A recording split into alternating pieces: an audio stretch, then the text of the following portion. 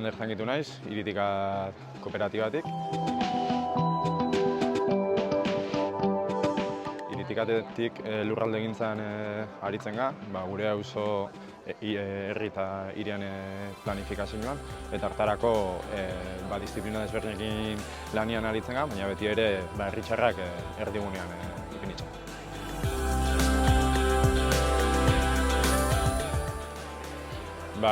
Plantatzen ditugun proiektuak, beti lurraldearekin lotura daukela eta beti asmo eraldatzailea dauke, eta holakotan beti prozesu edo ekintza edo teknika desberdinetan beti herri txarrak erdigunean jartzen ditugu. Gure helburua baita herri txarrak erabakigunetara gerturatzeana eta parte hartze kultura herrixan zabaltzeana.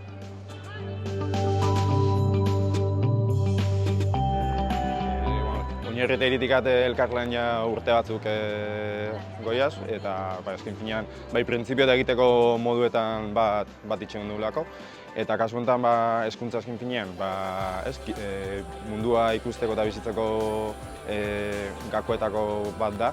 Eta uste dugu hezkuntza ez dela bakarrik etxeko edo eskolako lau paretetara mugatzen. Orduan gure aportazioa pixkat hirigintzatik zelan eragiten daben gure bizitzetan hortan lan egitea.